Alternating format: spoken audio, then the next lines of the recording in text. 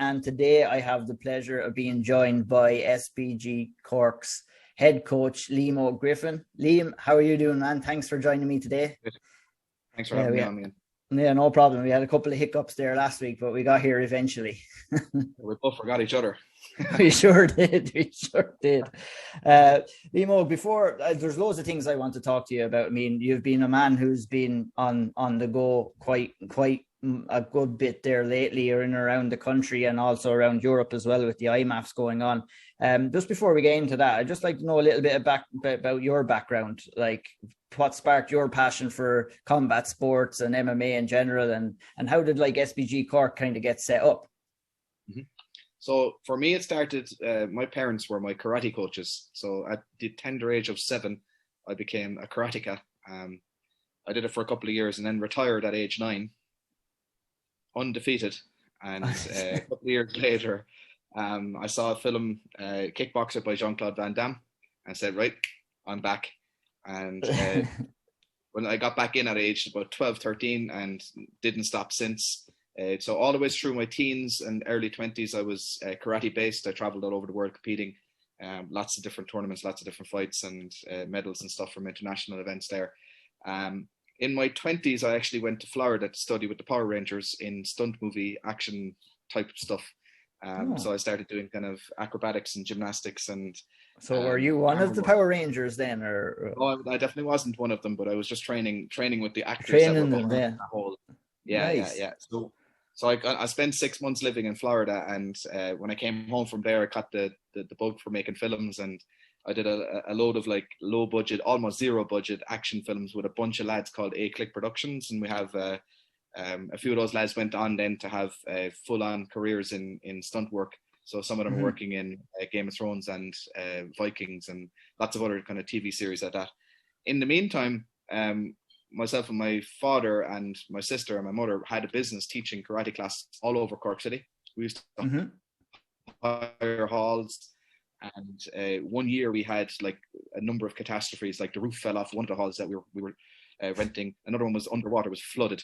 And then a third one, I don't know, they decided that they were renovating it and we got kicked out with a week's notice. So we were just fed up of not having our own space. So we decided, right, opening up our own space. That was 2010.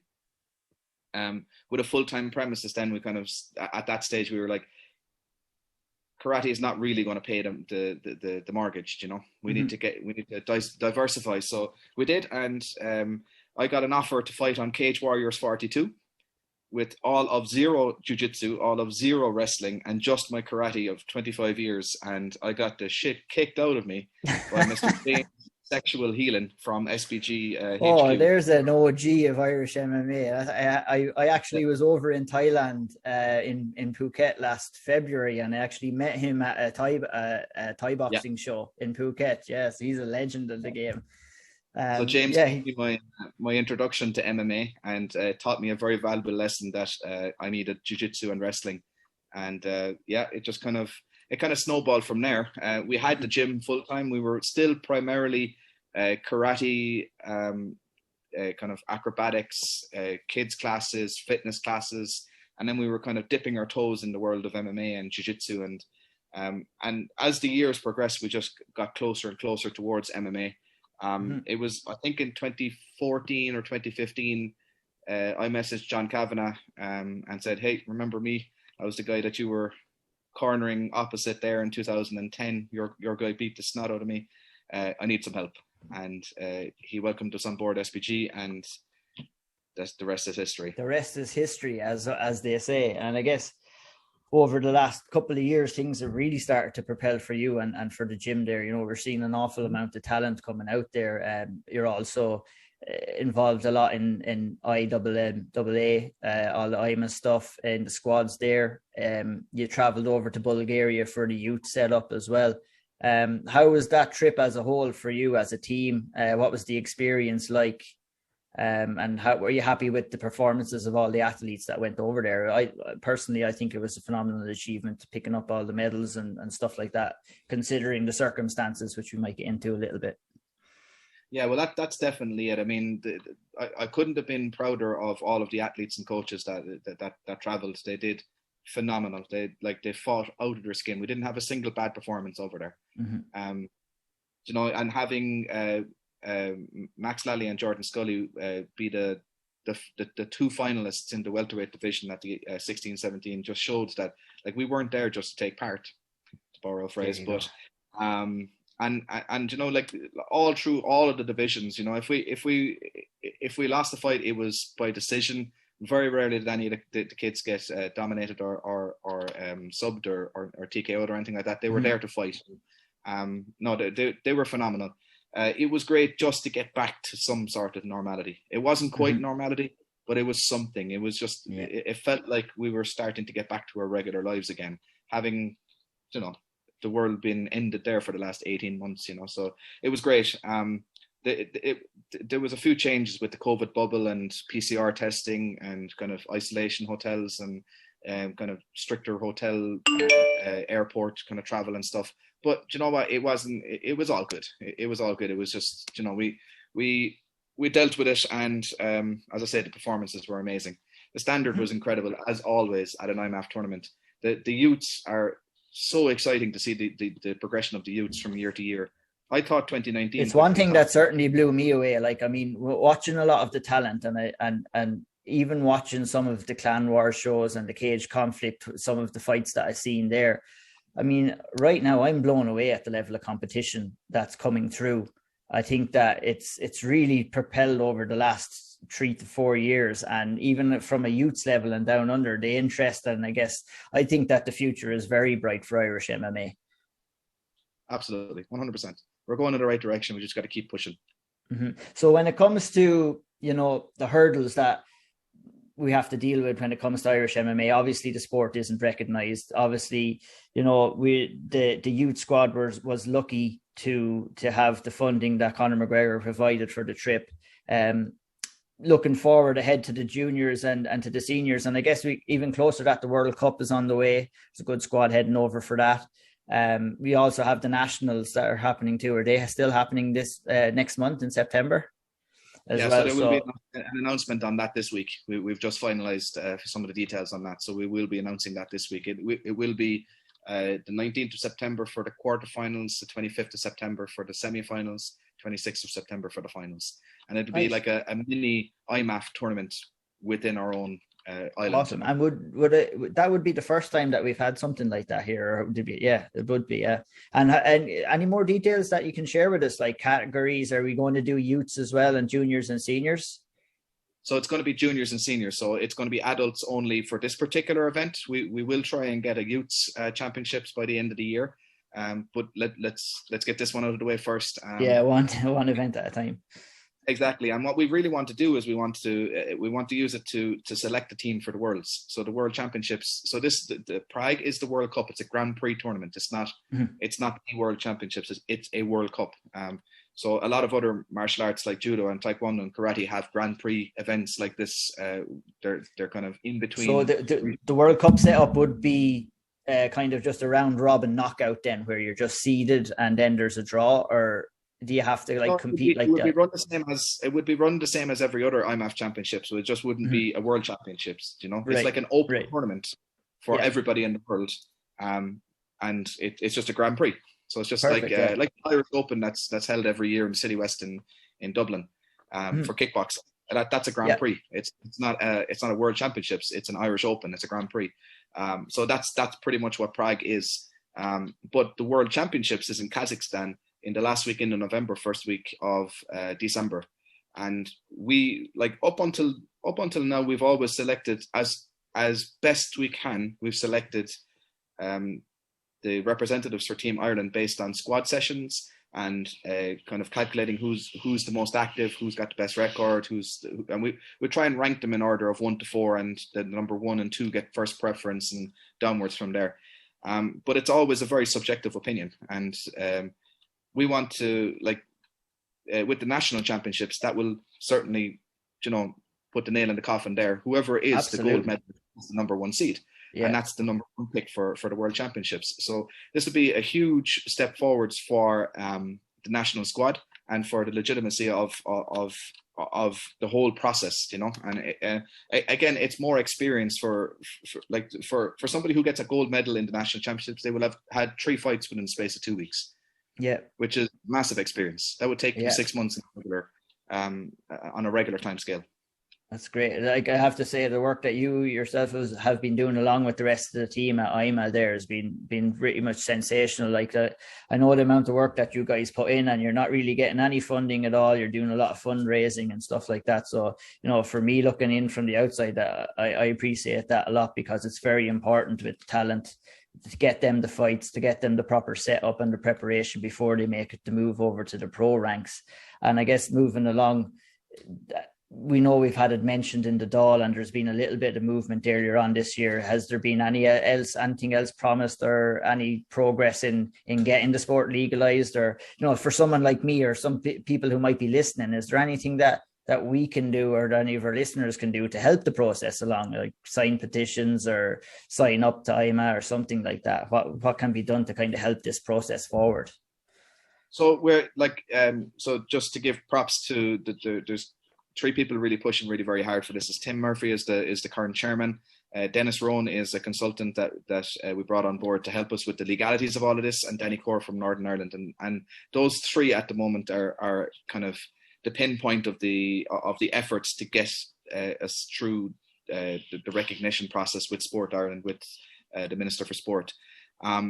So they're pushing really, really hard. What can people do? I suppose, I mean, really support IMA, support IMA clubs, become a member of an IMA club. That really helps, because like all of this is costing money. We every step that we take, every report that we produce, every meeting that we have to attend or produce facts and figures or whatever, it's all costing money and time and everything. So certainly becoming a member of IMA helps that. And also when we bring a large membership to the table, we say that IMA has 5,000 members, then we're a force to be reckoned with, as opposed to IMA has a couple of hundred members, 42 clubs around the country with 10 members each or something like that. Then they're going to say, like, what do you need an association for? You're just a group of lads, you know? So like, the stronger we kind of stand together and present ourselves as a large group that are responsible and professional about how we approach the sport,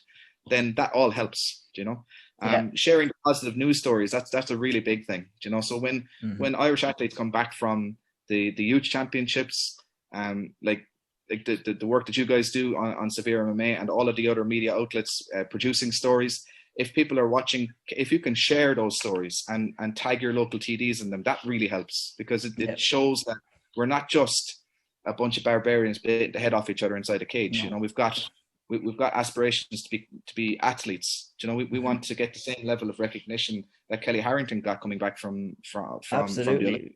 Yeah, Max Lally, I know it's not the Olympics. I'm not saying that Max should have gotten the same level, but maybe a fraction of it. I don't think he should have. Absolutely, he should have. Like, I mean, and that's another thing that is very promising when we see these athletes coming over, guys like Max and that coming over with bringing back home medals as well. So, and that showing that the work that is being done, even without the help of the regulatory affairs or whatever you want to call it, the help of the government, really, we're still doing well. But I just can't help but think how well we'd be doing if we did have that support on top of that. Again, I think that the work that's going in is fantastic right now, and hopefully we see some progress in the coming years down the line. And just to talk maybe a little bit less, we won't go too far ahead about the World Championships. I mean, is there a big squad going over to Prague to the World Cup? Yeah, I think we have 35 athletes now. There's a couple of kind of injuries in the last couple of weeks, so we may be short on that number. But 35 is about. We usually have a squad of around about 30, and we had slightly more this time, mostly because, you know, like everybody's been cabin fever there for the last 18 months, and everybody just wants to get busy again. We had hoped to field a squad going to the European Championships in Russia, which are currently on right now. But Russia went into the red list for Ireland, and UK went into the red list for Russia. So we had no way of getting out and back without the possibility of a hotel quarantine. And when you have 35 athletes and maybe 10 coaches coming back, that's a hell of a lot of money for hotel quarantine. So we couldn't expect to take a gamble at that, So so unfortunately we didn't get any team out to Russia this time, but Prague is looking good. It's a very strong team going out. We have all, like, pretty much somebody in every division, I think. Right from the junior female atom weight all the way up to I think we have a couple of heavyweights as well in the seniors. So literally the full spectrum is there, So I'm looking forward to seeing how the guys do. Perfect. That's important. Getting fights under their belt is the main thing, and it's something that hasn't been happening enough in Ireland for one reason or another. Obviously, COVID didn't help things either. And just to go a little bit back closer to home, then two guys who would have came through the IMAF ranks would be two fighters that you coach as well, would be Ryan Spillane and Palahan. We were having a conversation. Both guys have had maybe a mixed bag and of emotions when they've started their MMA careers. It didn't work out too good for Ryan where it has worked out quite well for Pa. Just to talk about Ryan a little bit, we were talking that I feel bad for a guy like Ryan, who I feel that he doesn't have the same opportunities that maybe other up-and-coming fighters would have had to maybe progress his professional career in Ireland first, and fight on the regional scene, in comparison to having to go over to Amsterdam and taking on a high-level opponent in Trabelsi. How do you feel about that? I was confident for him to fight anybody in the world. He's already fought everybody in the world at the amateur level. He's fought someone from multiple nationalities, and he's gone through his wins and losses at amateur stage, and I felt very confident going into this fight. We knew that Slim Trabelsi had his wrestling. He was selected to represent Turkey in the Olympics, I think, a few years back.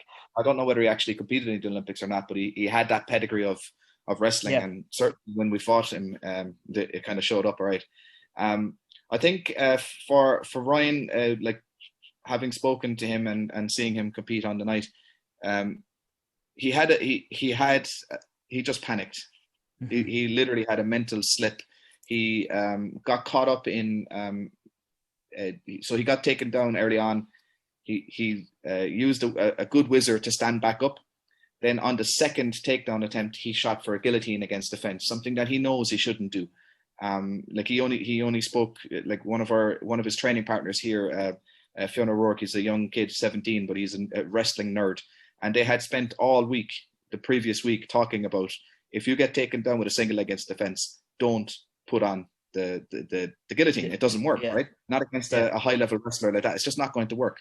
And of course, he put on the guillotine. And as he was going to the floor with the guillotine on, he was telling himself how thick he was for making that mistake. Doing it. What happened was, instead of, right, okay, that's done now, I'm going to focus on what's next, he kept beating himself up about the last mistake. And then something else happened and he beat himself up about that. And then the next thing happened. So he kind of got into a panic state, and then he made a series of bad decisions. So that's something that we recognize. He did that before in his amateur career, and we had fixed it when he went on his tear, like in 2018 and 2019 and 2020. He went on an absolute tear.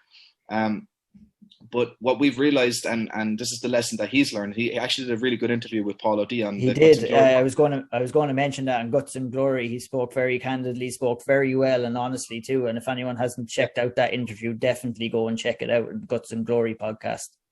Yeah. And what he has discovered is that sports psychology and sorting out your mental game is not a one and done. It's not a quick fix. It's something for him specifically he has to work at for his entire career, and he has to keep in check. And even since that fight now, he's been training that aspect of his mentality. So he's put himself in positions where he wants to quit and then mentally reset and carry on anyway. And that was something that was lacking in maybe perhaps in his camp. But we recognized that we know that it's not the skill set. It wasn't the skill set that he got beaten by. It was his mentality for the fight. So I'm very confident that he'll bounce back from it. He's been there before, and he's risen all the way to the top of the amateur game. No doubt he's going to do it again. Is it something that you would work with him, or would you be bringing in a sports psychologist, or how are you going to counteract that? It's very important. I mean, what you said was perfect there. It's not a thing, and that goes whether you're fighting, whether you're not fighting. I mean, it's a constant treatment that you need to give to yourself, and just building yourself up and developing new skills. And Ryan was a very young man as well, and he was also out of the cage for a very long time before that fight as well. So there's loads of different aspects that were kind of going against him, and there's no doubt that he'll bounce back. But you work with him yourself about maybe just better mentality and stuff, or what would be the process there? I'm fortunate. Well, we're fortunate here in SBG. We have my brother-in-law, James White, is a psychotherapist. So, and he's got experience in obviously psychotherapy and sports psychology as well. So, he's working with Ryan at the moment, and they're really kind of digging in there to see exactly what are the steps that he took mentally during that entire fight, and where was the negative self-talk coming in. And how do you recognize negative self-talk, acknowledge it, put it to one side, and then reset? And if we can master that, it's a muscle like anything else. You just have to do reps on it. So, like, I mean, this week he was actually over in Liverpool training with Tom Aspinall and Darren Till and Team Cabon. And he was under severe pressure in some rounds. I was just talking to him today. And there was times when, like the Hulk that fought Slim Trabelsi may have just panicked and quit on himself, and he has learned since then. He knew it already, but he has learned that he needs to remind himself of this, tie his opponent up long enough for him to be able to breathe, calm down, reset, and then start again. And he's already doing that under pressure as we speak. He's got his boxing training partner, Mike Perez, just won a WBO world title over in Dubai last week. So he's back next week. So no doubt Ryan will have some tough spars with him over the next couple of weeks. Absolutely. And is the plan to get him back in there before? Is the plan to get him back in there before the end of the year? Yeah. We're working on a couple of things. November is looking very likely for him for one option. And then I'm hoping to get something a little bit sooner as well. I think he just needs to get back on the horse. He's in great shape. He's in the best shape he's ever been. And his skills. You're looking to get him on an Irish show, international show, or? We're looking at a couple of different options at the moment. Okay. Amsterdam is definitely on the cards as well. We're going to go back there for some redemption. Yeah, but big time. And fantastic organisation too. LFL put on a hell of a show that time. Yeah, brilliant, fantastic to work with. Brilliant, we loved it. Brilliant, great to hear. So on to your next fighter that broke onto the professional scene. It can be said this year, one of the top prospects in Ireland right now, Pal Lahan, went from has the opportunity in the space of maybe 2 months to go from 0-0 to 3-0. Fantastic performance at Combatche Global, winning the Grand Prix there. What were your thoughts on that? I mean, me looking at that, I was blown away by it. There's no other way to say it. I was blown away by the circumstances surrounding that. He went over there with his name escapes me now, from Killarney. Ethan Gearan. Ethan Gearan, from just him and Ethan going over there, 2-man army, and just did the business. What were your thoughts on that? I know things didn't work out. You couldn't make it over there. How did you think of the performance and everything around it? Yeah, I was dead chuffed with him. I was dead proud of the both of them, and forever grateful to Ethan and the lads from SBG Killarney. Like that opportunity arose for Pa, and we knew that it was going to be a 2-week quarantine in Mexico, followed by another 1 week or 5-day quarantine in Miami, then the fights, and then whatever length of time to get back. I couldn't possibly take that amount of time away from the gym. I mean, I'm running a full-time gym here. 100%. I also had Ryan's pro debut and the IMAFs in Bulgaria, where I had 3 athletes of my own on there as well. So weighing things up, I couldn't go with Pa and leave everybody else hanging. And then at the same time, I didn't want Pa to miss out on such a fantastic opportunity. Like Combatche Global were phenomenal in how they looked after us, So Ethan and Eric and Dan, they're 3 lads from SBG Killarney. That's our brother or sister club down in Killarney. they're up here in Cork. Actually, they're living in the gym, training away. They want to make their MMA debuts this year themselves. They're Excellent. very strong grapplers, you know. So they were up living in a gym, and I just said it to Ethan. I said, look, Pa has an opportunity to go to Miami. He needs a wingman. He needs somebody that can train with him for 2 weeks, can keep his head on, you know, on level ground, and somebody to corner him, and somebody that knows their way around martial arts to be able to give the right advice at the right time. And Ethan stepped up, and he did a phenomenal job all the way through. They trained every single day. They had videos sent over to me every day, analyzing their techniques. We had discussions. Some of those sessions in a hotel room as well, I heard. Yeah, exactly. Yeah. Exactly. Yeah. I mean, we didn't actually know that they were going to be in a hotel room for 14 days. That was kind of sprung on them when they landed, so they weren't too happy about that. But yeah, they just got on with it. Yeah. And they did a phenomenal job. And like Pa, there's one thing about Pa, like in his amateur career, if you look at it on paper, there's wins and losses there, right? And you could, you know, a lot of guys are going to underestimate him always looking at that record. Mm-hmm. But Pa has never had a bad performance. No. Like I had never any doubt at all that Pa was going to fight out of his skin. He always does. Yeah. And you fought very hard for him to get onto that card. It wasn't that Combache came out and reached out to you, went to bat for Pa. You made that happen because they weren't too keen on having them over there with a 0-0 record. And with his amateur record to boot, you know, like on paper he wasn't the guy to do it. But I knew like from cornering Pa and from working with Pa over the last like 7 or 8 years, like I know what he's capable of. And I knew after watching the other guys in the tournament, I knew he could take them all. I didn't care how many fights they had. They do not have the experience that Pa Lehan has, because he has fought the toughest guys all over the world, and he has always stepped up to the plate.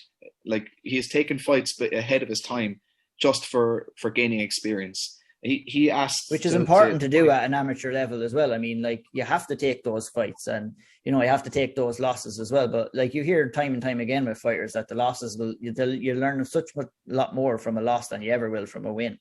And it's definitely, he's a true testament that don't take anybody's amateur record for verbatim, really, like, because you know, these are growing fighters and they need that experience, and you need those losses. I truly believe that you need those losses, and some fighters don't get it until they're maybe a couple of fights into their professional career. But Paz really hit the ground running. Like, I was massively impressed, and you know, he has another one scheduled here now.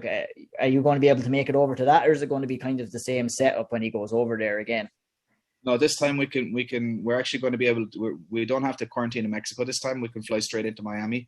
Combachi Global have done such a great job with their quarantine setup over the last few events that they've gotten some sort of an exemption, some sort of a license to run a sporting event and basically look after their own quarantine. That's Campbell McLaren working his magic there, I think, a little bit, eh?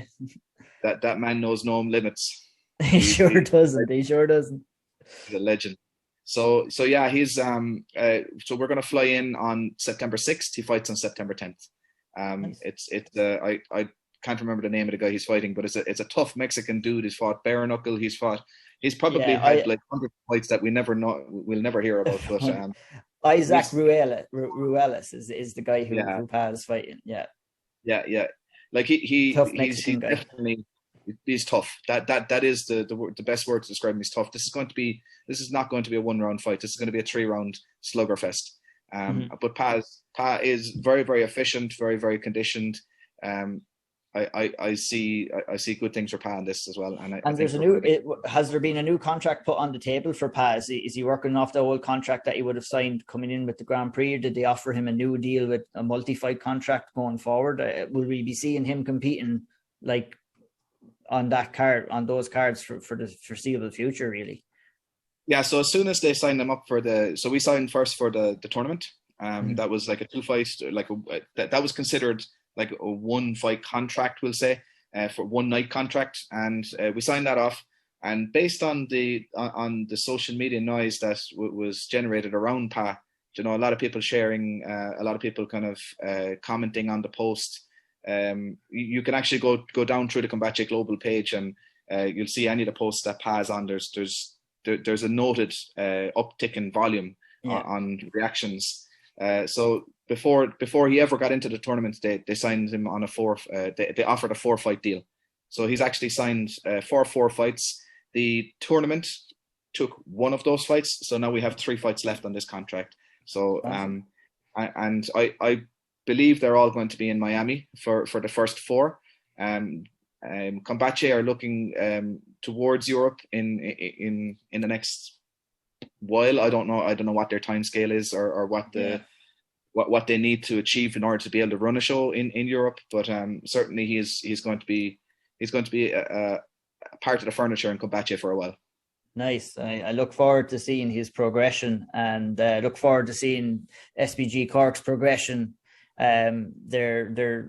You've got a lot of up and coming fighters on the way. I'm looking forward to seeing how they all progress. So whether it's amateur level, professional level, delighted to get the opportunity to talk to you today about everything. Liam, thanks for taking the time once more to talk to me today. Is there anything that you would like to plug?